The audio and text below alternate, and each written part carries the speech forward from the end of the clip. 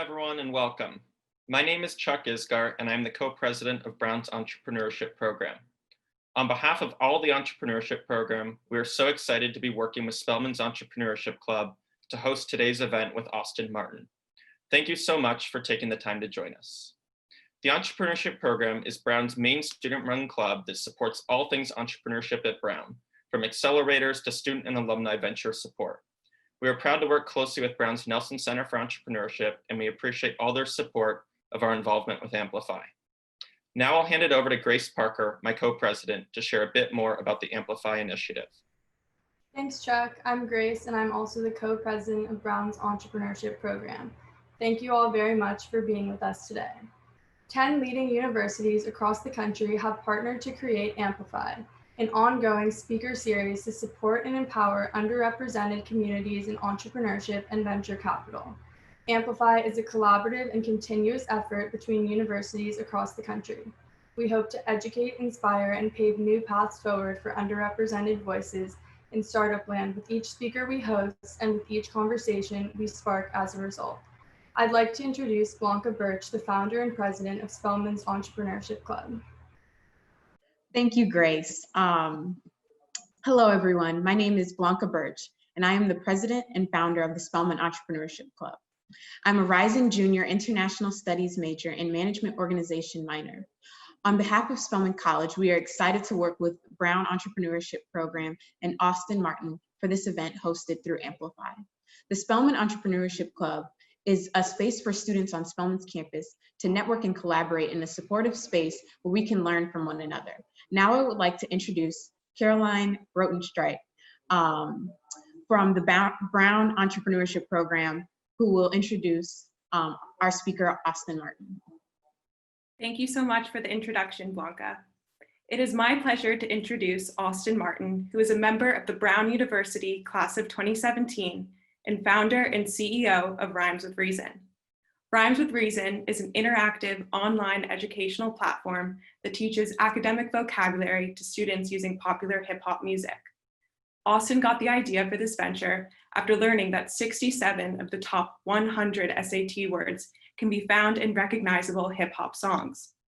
Rhymes with Reason leverages the genre's lyrics, which Austin once referred to as the world's most popular and equitable word bank, to teach literacy and vocabulary in more than 100 education programs nationwide. Among Austin's collaborators is musical artist Chance the Rapper's nonprofit Social Works, which teamed up with Rhymes with Reason to make the Chicago Learning Playlist for 1,000 Windy City students. Welcome, Austin, and thank you so much for joining us today. Thank you so much for having me today. I really appreciate the honor of being here on AMPLIFY, and I'm excited to have an awesome conversation. Thank you again. I just want to thank you for this opportunity that you're providing us with. So we'll just get right into it and ask a few questions about your background. So there are definitely some questions that many of us are eager to know more about. So what was your research and development process like for Rhymes with Reason? And did you utilize Brown's school resources and Providence community, et cetera?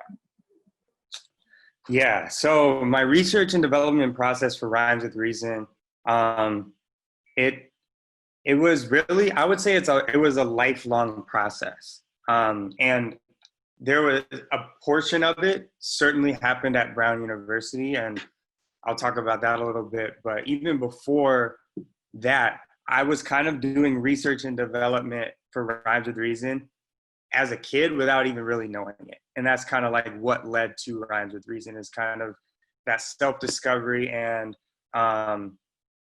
this me having an experience that I realized wasn't something that only I experienced. So I think that in creating a social entrepreneurial company, I think that it's best usually when the creator goes through an experience or they address a problem that they can relate to. So that was certainly me. So I'll start at that portion of the journey. So growing up, I was a kid that for a very, very long time, I was not super academically interested, but I was incredibly interested in hip hop. And I would like basically study hip hop lyrics like I should have been studying school. But I like soaked in a ton of literary knowledge through hip hop music. I soaked in the ability to articulate via figurative language.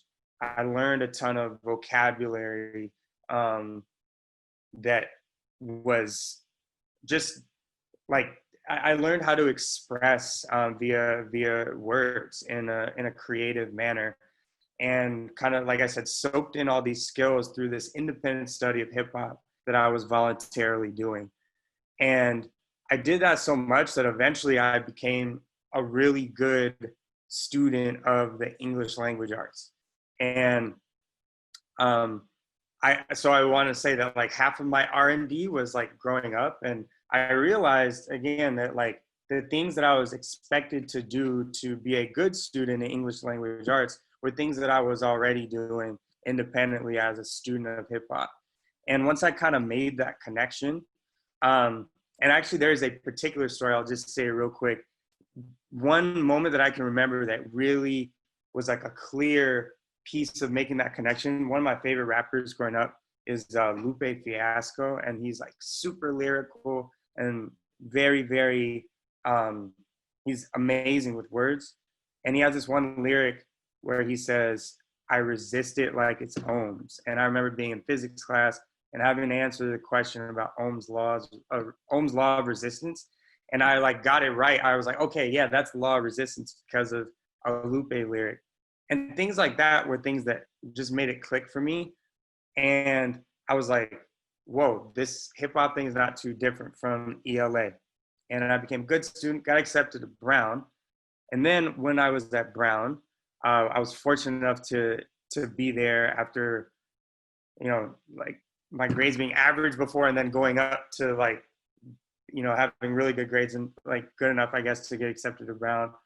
And once I was there, I was like, wow, I can't believe that I'm here. Like, I never thought that I would like make it to a school like this. So like, what can I do to give back? What can I do to open the door of opportunity to more kids like me that weren't lucky enough to like kind of make that active connection between what they're interested in and what is expected of them in school.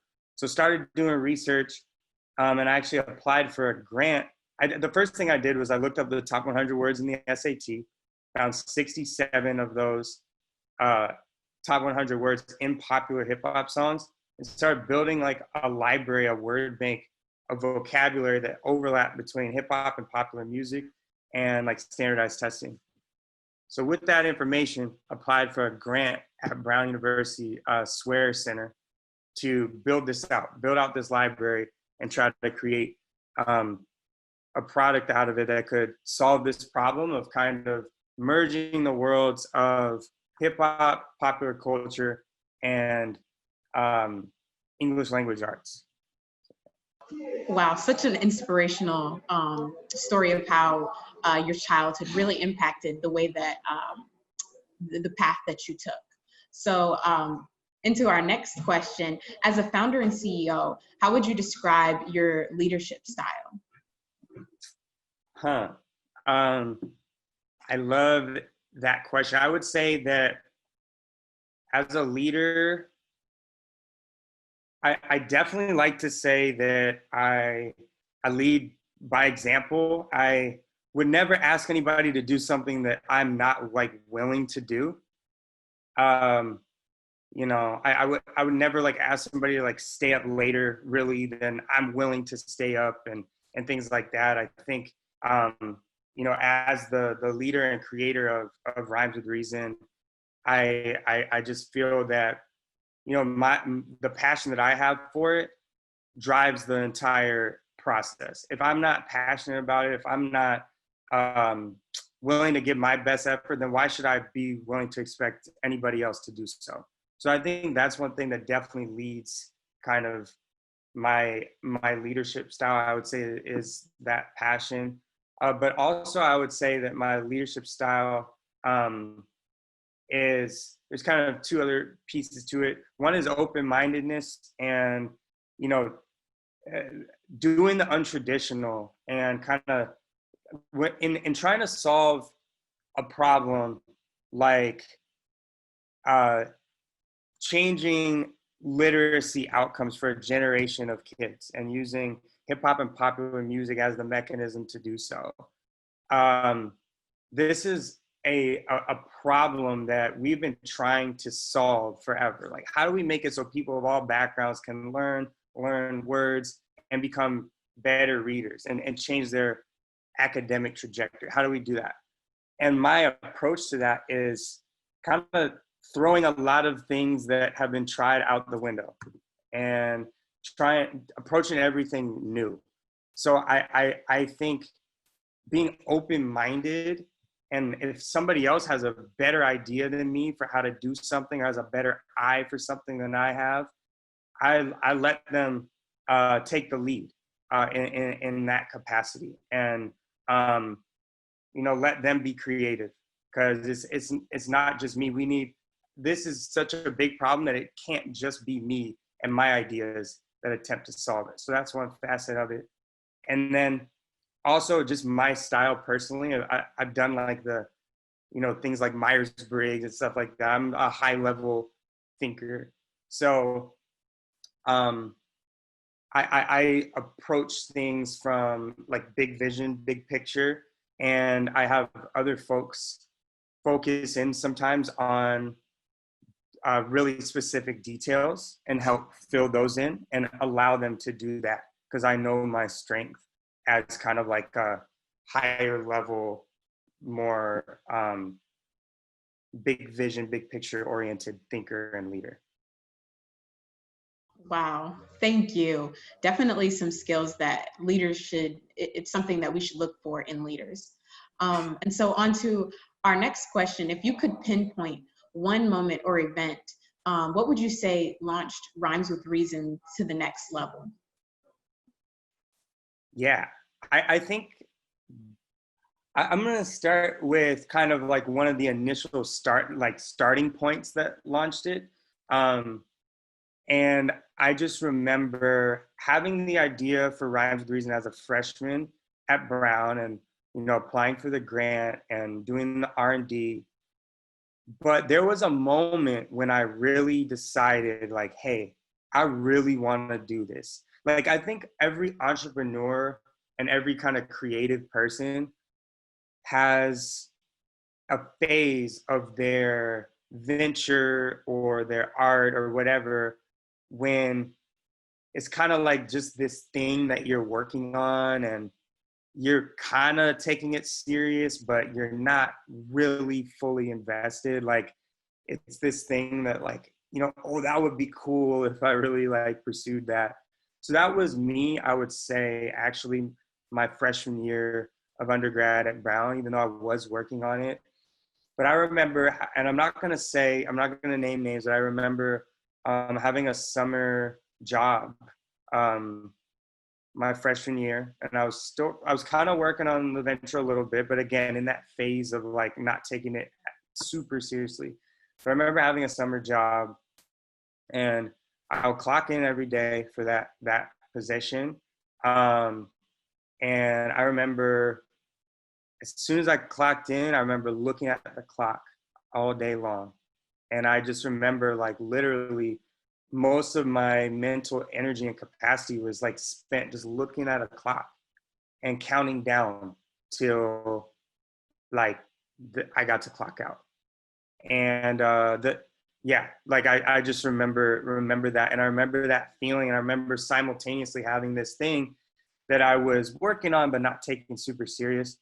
And by the end of that summer, I was like, I don't want my life to be spent looking at that clock, counting down when I get a reprieve, counting down when I get to go do the things that I'm passionate about. I want to do what I'm passionate about all the time, and make it so that I'm not anxious for that day to end. So I would say that was the moment when I decided I want to take this serious and wanted to put everything that I could into it. There are a ton of other moments. particularly moments where I saw its impact, that really turned up my focus and investment in this. But that was one at the beginning where I kind of like I never looked back type of thing. Yeah. Thank you so much. That was definitely something that I'm sure a lot of us could relate to. And so that was the end of our background on you. And now you have a demonstration of Rhymes with Reason Yes. that you'd like to share with us. Yeah, absolutely. So thank you for those. Those are great questions. I really appreciate it, Blanca. So yeah, I gave a little background about myself and like explain how Rhymes with Reason works a little bit. And now I want to show you all how it works. So I'm going to demo it for you all right now. I'll walk everybody through step by step, basically how it works. So I will ignore this page here because we're actually launching a new version of our software this week. And there's a few things that are in flux and a few little design pieces that are in flux. And this piece right here is one of them. But the way, and I won't take you through every element just not to waste time. But the way it works is everybody takes a placement test to start out, a diagnostic placement test. So one of our goals as a company and of course with our product is to meet students where they are. And when we say that, we mean that a lot of different ways. That has a lot of different meanings. Of course, we want to meet students where they are culturally and interest-wise, and also developmentally, so they can learn through the lens of their favorite artists and the people that and the things that they engage with on their own without anybody asking them to do so. So we want to meet them where they are there, but also we literally want to meet them where they are in terms of their skill level. So that's where the diagnostic assessment comes in. They take their placement test, and the way it works, and again, I won't go through it because it's kind of boring, it's a placement test, is you get 3 questions incorrect and you get placed in 3 buckets: fundamentals, essentials, or college prep. Fundamentals is 4th through 6th grade level. Essentials is 7th through 9th grade level. College prep is 10th through 12th grade level. So once you go through your placement test, you get placed. So I'm going to take you guys through a couple of little quick examples here with, we'll just go through fundamentals. So this is like 4th through 6th. This piece here, fundamentals 2, is probably like 5th, 6th. So let's just try unit 4. So here's the word basic. And the first thing that students get is they get to see that word presented in the lyric, and they get to hear it in a lyric they know. So here's basic from Drake. I've been dealing with my dad, speaking of lack of patience. Just me and my old man getting back to basics. So they can listen to that over and over and over again and enjoy that audio. And then they read about it. So here's the word, definition, part of speech, lyric, kind of a contextual explanation. They go to the next word, claim from The Weeknd, credit from Kendrick Lamar, critique from Tyler, the Creator, draft from Logic, and now the questions start and the exercises start. So in the questions and exercises, there are about, I think, close to 10 different exercise types that students will see in each unit. And it ranges from inference questions, which is like what's pictured here. So you see at the bottom a description of an inference question. Using what you know in the clues and the sentences, what can you guess the artist is trying to say? So you answer the inference question. Wow, I'm answering it wrong, and that's bad. So another inference question comes up, and these are meant to look like standardized test questions, right? So what does The Weeknd mean by claim? He says, I claimed you so proudly and openly. So said you were mine, right? By claim. So more inference. Let's just get through this so that I can show some other question types. So credit. This one, I don't know. I need to listen to it. Let's check. It's my percentage you I'm building with. I want the credit if I'm losing or I'm winning on my mama, that's the. So you hear Kendrick use credit. So he says, a small percentage of who I'm building with, I want the credit if I'm winning or losing. So I want the credit, I want the respect, right? Credit could mean money, but in this context, since we're using inference, it means respect. So critique, give advice, draft, first run through, okay? So we got that one wrong. So it comes back if you get it wrong, shuffles back around. By the way, so one thing I want to say is on our team, we have folks that attended Harvard Graduate School of Education, different people who have experience in education that have helped us mold our methodology and helped us create a methodology as a service that hits on different literacy competencies that students can expect to see on these standardized tests, and that help them developmentally as readers and writers and ELA, English Language Arts students.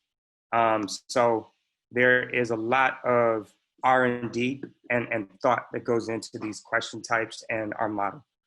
So here is an analogy question. So you get to watch a mini lesson here about analogy questions.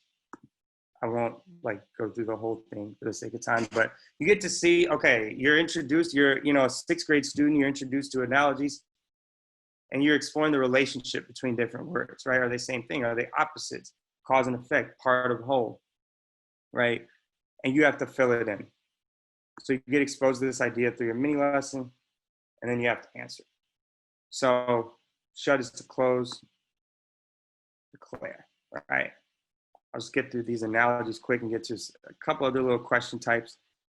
And then I might show a few other little angles of what we do. So speed is the star of opposites, credit is blame, opposite.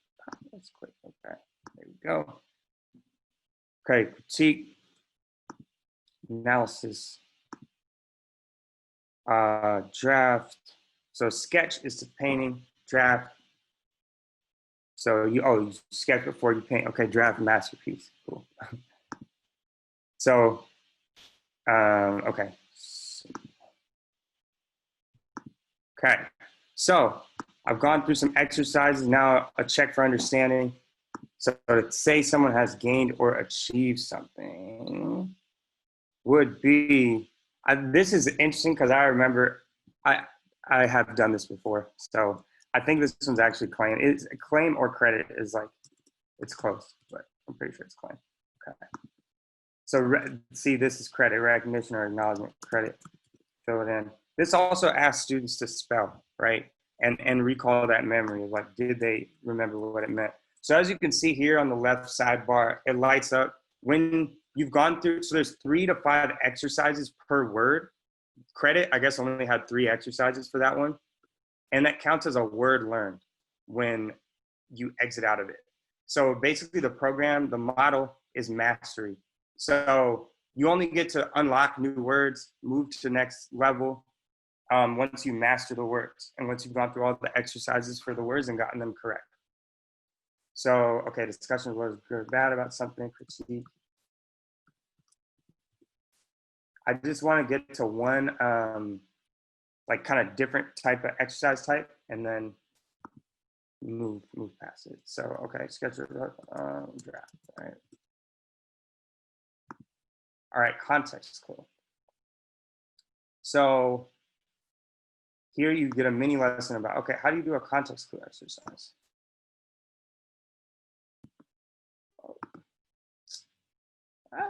Okay, there we go. So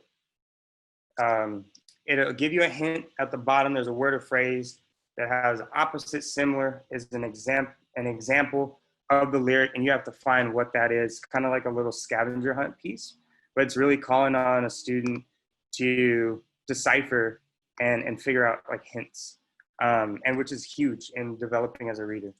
So basics, I think back would go well with basics because it's going back to basics, fundamental. So submit, So here's another one.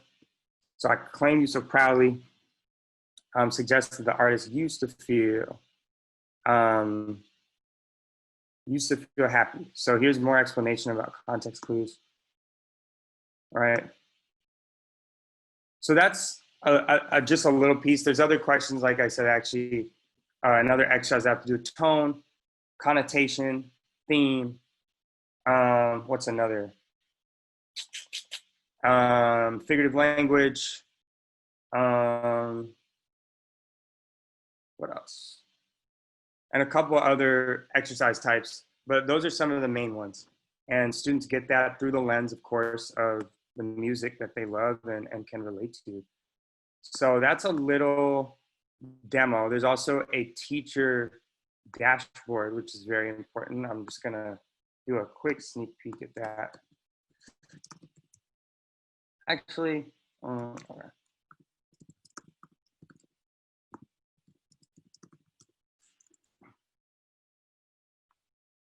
Quick dashboard. So you can see in a dashboard, you can see average quiz scores, because there's quizzes and assessments, words learned, and time on task.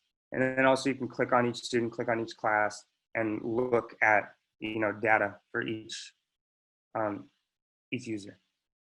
So that's another thing that we do.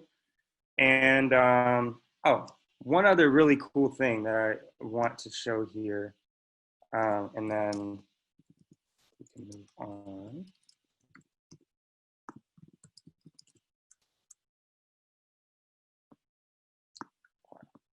So, and I'll talk about this a little bit later. Probably I'll get into it a little bit later, but we work with organizations in different cities, and we have a package where we do custom learning playlists. So we're working with an organization out of Detroit right now that's sponsored by the city of Detroit, and on their learning playlist, they wanted all the words to come from Detroit artists, and they wanted a lot of the content to have to do with workforce development, because one of the the city of Detroit, of course, wants young people and people in general to learn job skills, to contribute to the local economy and become employed. So here's an example of how we customize a learning playlist for city of Detroit that has to do with workforce development and Detroit artists. So Apprentice from Eminem, Degree from Royce the 5'9". This one is the Big Sean Development, Interview from Big Sean, Mortgage from Big Sean. We also have T Grizzly and Dej Loaf and a lot of local Detroit artists on the Detroit playlist as well. So that's a little bit of what we do, Rhymes with Reason. Thank you so much for demonstrating how Rhymes with Reason works with our audience, Austin. We're going to transition back to a couple more questions. Awesome. So this spring, the US took an involuntary crash course in remote learning.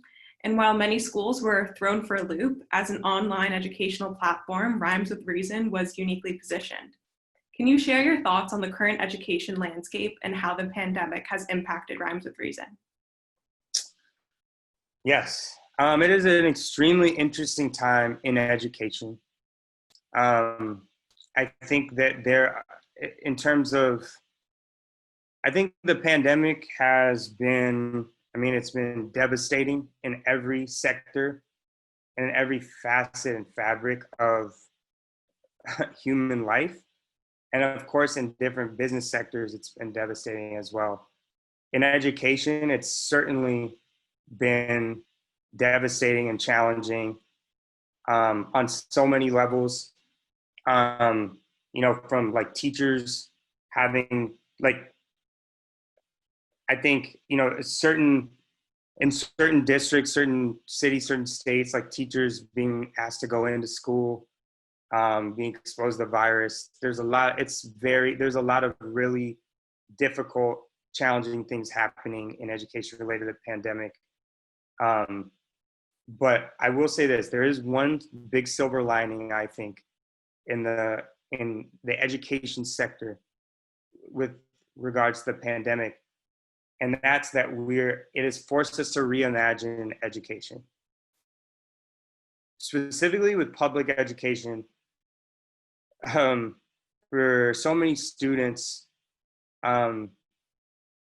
particularly minority students in urban school districts, the disparity in performance, the struggle to get to have students succeed, to be proficient, it has been an issue that's like we've never solved, and that's way behind where it needs to be.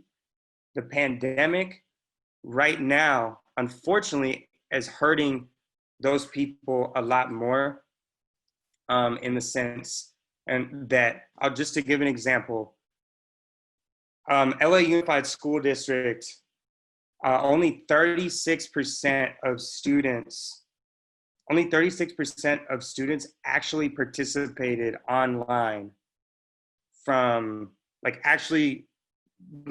took part in Zooms and things like that last year when remote learning was launched in LAUSD, from March to May. Now, again, thus far, it's been difficult for everybody, extremely difficult, like I said, and actually Black and Hispanic students participate 20% lower than white and Asian students in that number in LAUSD. So it's been devastating, but it is also causing us to confront and reimagine how education looks and how education can exist. When the problem is so bad, like one silver lining, one thing that happens when problems are really bad is it forces you to come up with solutions. So going back to that point about LAUSD and how many students are disengaged and not participating, something like Rhymes with Reason can come in and make them want to participate. That the first step in students actually succeeding academically is that they have to want to participate. And that's where we hang our hat. That's like our core competency, is meeting them where they are developmentally, culturally, even regionally, with like the city playlist and things like that, to make them want to participate. So Rhymes with Reason is, we're eager to be a solution during this time because we deliver online learning that makes young people want to participate. And we think that's really at the root of the problem. And again, it's unfortunate that this problem exists, but we're eager to be a part of the solution. Thank you for your response. That's such an important perspective to have, of being ready to pivot at any time and being ready to take on those challenges during challenging times. So we'll go on to our next question. Especially with this pandemic going on, your user body must be growing. Can you reveal some new projects or collaborations that you're working on for these students during these times? Yes. So the piece that I talked about, the Detroit Learning Playlist, is a big one that we're launching with the city of Detroit. And there's several organizations, schools in the city of Detroit that are hopping aboard with that initiative and getting access to that piece and all of our content for this back to school. And just to zoom out, one of our goals always, but particularly this school year, and like I was just speaking about, is to hit, I'm trying to count the number in my head, but I think it's close to 10. Like I'm thinking of the exact names of the cities, but we want to focus on about 10 urban cities in the country and really focus on growth of Rhymes with Reason within those cities. For the reasons that I just spoke about, in terms of certain people being more affected by kind of the online learning disparity, the general like educational outcome disparities, but the ones that are exacerbated by online learning. We're focusing on about 10 cities, and we're launching different initiatives in about 10 cities. Hampton, Virginia is one. We are working with Hampton City Schools, the middle schools in Hampton City Schools, with their district. Los Angeles is another city. We're working with several organizations and schools in Los Angeles. Oh, someone is from Hampton. I said Detroit. There's several orgs and schools there. Oakland, California. We're doing some stuff in the Dallas area with actually DeSoto and Dallas. Chicago. We are slated to continue working with Social Works this year, Chance the Rapper's nonprofit. For at some point this fall, we'll probably relaunch what we launched in 2019. And there's other schools in the Chicago area that are launching. I guess grouped in with Detroit is Flint. We have some schools in Flint, Michigan that are on board. New York, we have a couple schools in Brooklyn. And a couple in Harlem that we're locking in right now. Where else am I missing? Where else am I missing? I think those are the main ones, but we're really focusing, kind of on these urban hubs in the country, and a lot of the things that we're launching, whether it be collaborative playlists, whether it be just rolling out our services on a large scale with like thousands of students in these cities. That's kind of like our big initiative for this back to school 2020. That's exciting and amazing to know that even though this pandemic has done so much, like you are still growing your business at such a large scale for this fall semester.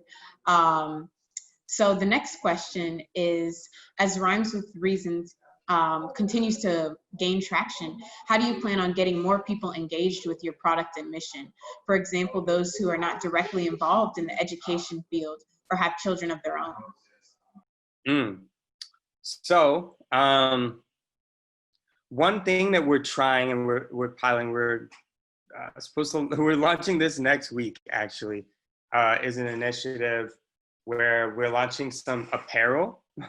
But what the apparel will do, and it's funny because I am wearing a Rhymes with Reason polo, but this is not the apparel that we're launching. But what the idea there, we've identified an organization in Oakland that we want to be the recipients of Rhymes with Reason subscriptions, called East Oakland Youth Development Center.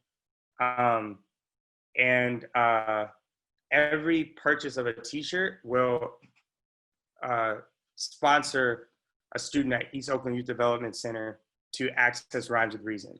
So the thing about that is, just to answer your question, we're always thinking about how can we get people engaged that maybe aren't our direct customers, right? Because there's a lot of people that like what Rhymes with Reason is all about, support our mission, but can't necessarily, there's no use case for them to purchase the product.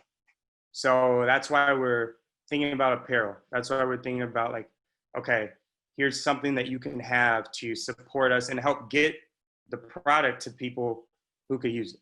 So kind of like a Tom's Shoes model. We're piloting this with that organization. We'll see what happens with it. But we're really trying to expand, how to fold people into our community.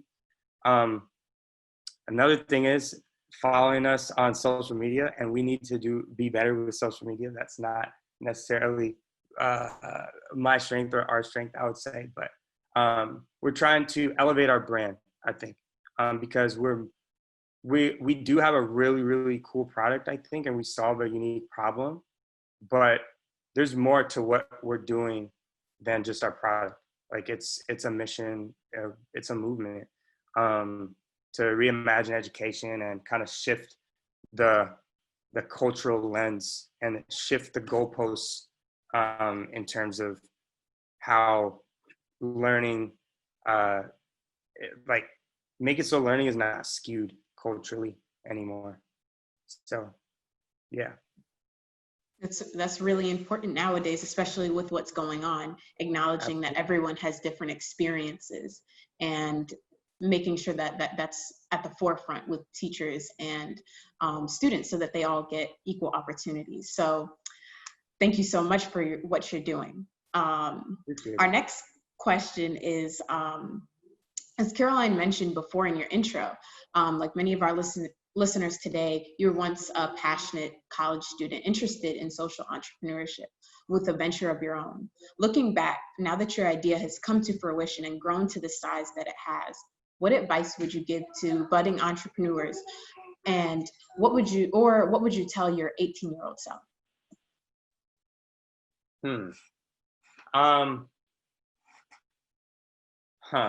Well, one thing that I would say is, it's so funny. It's like you said, like my idea has come to fruition.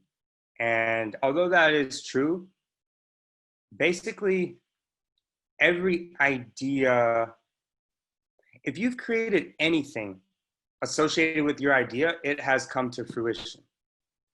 There's always a iterative evolution process associated with any idea and any venture.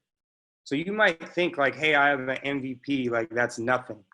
That's not true. Or a prototype, like that's nothing. That's not true.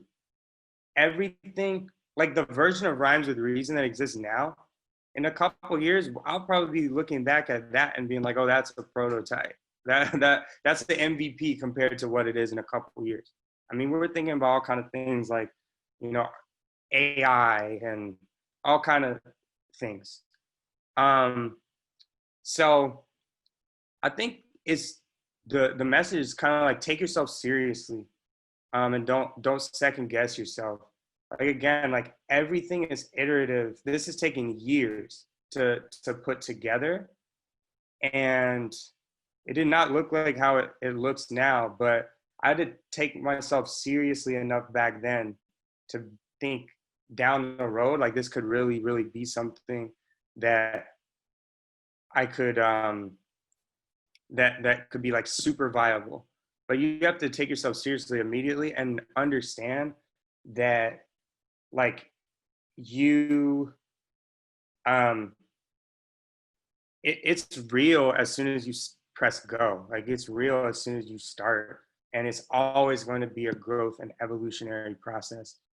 So that's one thing that I would tell anybody that's in college and wants to be an entrepreneur is like, you can do it. Just don't second guess yourself. Like if it's not perfect, like nothing is. It's like, get it out there, test it out, see if people like it, build it. You know, there's going to be trial and error.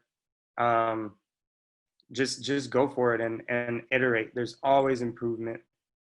And I guess, yeah, I had one more piece of advice to you, 18-year-old self, and all you guys are doing this by being in the entrepreneurship clubs, but is to take advantage of your resources at your university. And one of the biggest resources to take advantage of is human capital, like people, connections.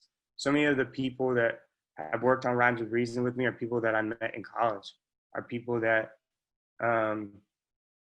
like I was friends with and that I met that were talented in college. And like I got, you know, grants, and then also like got that human capital of people that I met, you know, that were like-minded and focused and talented. So, you know, take advantage, be present, and, you know, take yourself seriously, enjoy yourself, but definitely realize the opportunity that you have and put your best foot forward to maximize it. Totally. Austin, so a question I want to backtrack a little bit to, you know, earlier you said once you got to Brown, you wanted to give back, right? And that was sort of the impetus for helping get this Rhymes with Reason going. Yeah. Can you walk us through a little bit where that mindset came from? Why were you thinking that, right? Not all college students are thinking that. What was driving that for you? That's a great question. I don't know. Giving back has always been a part of my DNA, like my family. Um, you know, like people in my family worked in education, worked in uh, like everything that they've done professionally has been around like giving back and helping people. Um, and that's always been a part of my DNA. And another thing is honestly just realizing, like I just as a black male, just realizing like how slim the odds are that I would go to a place like Brown University, and just knowing again, just really being aware of the opportunity and saying like, hey, like I really feel like I got a gift here, and it's also funny like the fact that I was never somebody that expected to be there. Like I was never somebody that like I said, even early on, me not being a great student, I came in like super, super humble. Like just like how did I still wonder like how I even got in. And you know, that really sparked me and inspired me and like charged me up to give back, to like create more opportunities for there to be people like me that, you know, some like I feel like I'm a metaphor person, so like I feel like somebody like I'm like Tom Brady or something, like a 6th-round draft pick. You know what I mean? Like I wasn't like the first pick. I was that 6th-round draft pick that, you know, worked really, really hard. But because I was like, it's like, because it was like I was drafted in the 6th round, like I never took anything for granted. And I always felt a need to give back. And I felt like I need to work twice as hard. So I think those are some of the reasons that I want to give back. No, that makes total sense. We really appreciate you sharing all that context. I think Grace has a question here. Yes, thank you. This is a question from the audience. What were the origins of your collaboration with Chance the Rapper's social works? Can you go into a little more detail about how you work in conjunction with his nonprofit? Yeah, so through a mutual connection, we were introduced, and I actually flew out to Chicago to meet with his organization. We really clicked immediately and saw eye to eye. They're young, you know, they're about my age, 25, it might be, you know, 26, 27. And like the people that run his organization. And, you know, I think obviously the connections between, you know, hip hop and educating and Chance being so philanthropic, particularly with education, it was a no-brainer. And you know, just again, like I was talking about earlier, I think I really, one aspect that I really admire about like artists and people like Chance is, and also hip hop, is just like, it's being untraditional. It's like different, like super innovative approaches to, I like hip hop is a crazy, like untraditional spin on poetry or on expression.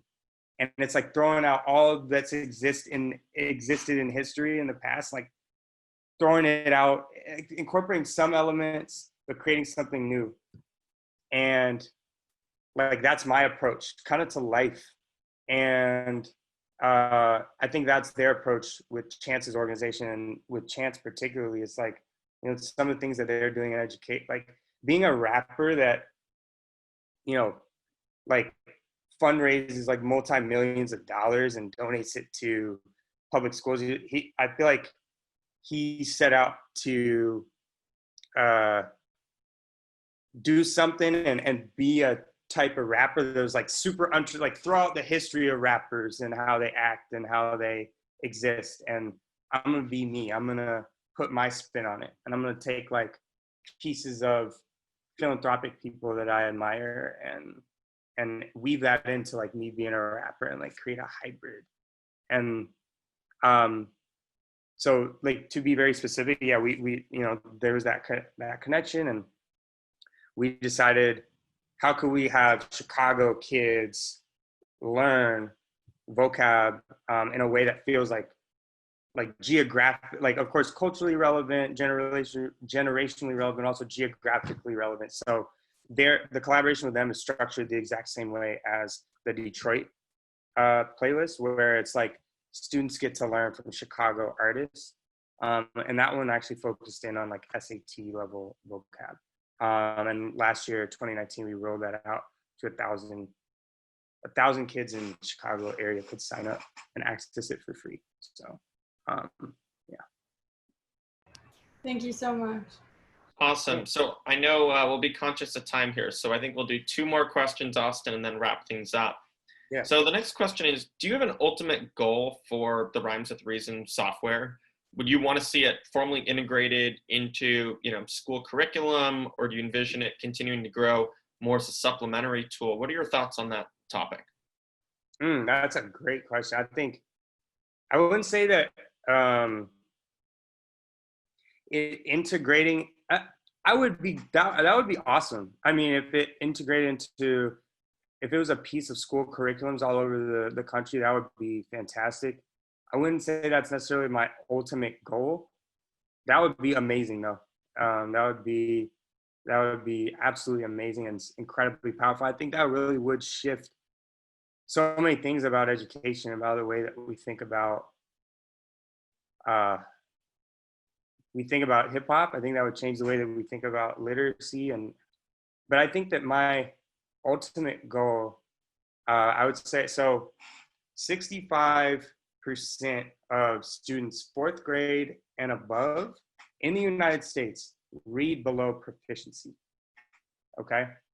I want to change that number via Rhymes with Reason. Like, I want Rhymes with Reason to be so impactful that it could change that number. And I want to impact, millions of students in America and potentially globally. But I want to make a big dent in that basically the majority. I want to change the fact the majority of students are below where they should be in reading. And I think that hip hop and popular music could be something via Rhymes with Reason that could be a thing that makes a massive dent in that reality that we have right now. So that's like one of the central goals of Rhymes with Reason.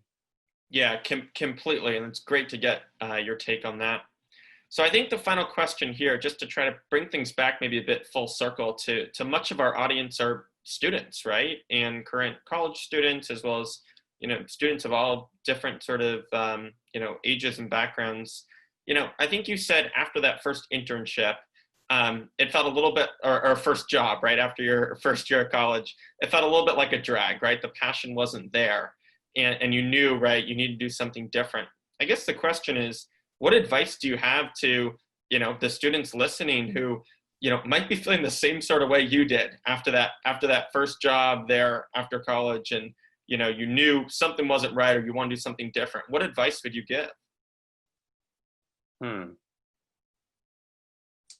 I think kind of like, there's like so many like elements to that. Like I was saying earlier, I would say, I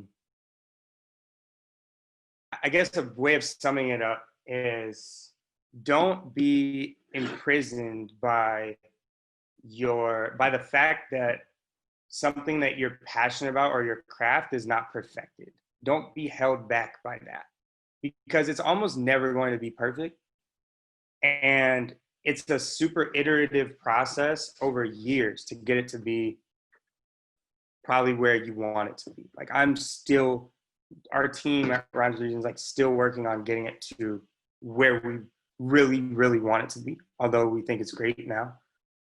So don't let the fact that something is not perfect stop you. Like, I think so many people don't start things because they feel like they're like kind of a insecurity about like the progress and evolution of their craft. And that's what holds them back. And it's literally impossible for it to be perfect when you start. It's just impossible. So I think before that step is if you are passionate about something, go for it. Go for it. Life is too short. As you see with this pandemic, coronavirus, like it's crazy out here. Go for it. And then that step 2 is don't be imprisoned by kind of like the imperfection that's inherent in creativity and in building something. So I would really say that. And then the third element I would say is I think that you will be more successful with a venture if it really solves a problem. If there's really if it really adds value to society. Those are the things that I think really really grow, because if it matters and it has substance, you'll have the passion, hopefully, like that'll drive you to put. It's hard to build something, it's super hard. So if it has value and substance, hopefully that'll help drive the passion that it takes to break down the obstacles that you'll face. And then also, in the marketplace and in our society, like there's a lot of clutter of things that aren't needed. So when you address a need, then that's a big step in creating a viable business or a viable product. Awesome. I think that'll be a great way to end. Austin, I'd like to say on behalf of Brown's Entrepreneurship Program, Spelman's Entrepreneurship Club, and all of Amplify, we really appreciate you taking the time to sit with us today and do this. Your insights have been incredibly valuable. And I think it goes without saying that everyone who's been listening in or be listening to the recording, there's tons to be learned here. So thank you so much. We're super passionate. Obviously, we love, that you went to Brown, and everything you've done to give back is so appreciated. So really, thank you so much. And thanks to everyone for attending today. This recording will be released afterwards for those who want to listen in again and grab a few more of those amazing tips. So thanks so much, Austin. Thank you, everyone, for attending. And we'll see you at the next Amplify event. Thank you so much for having me.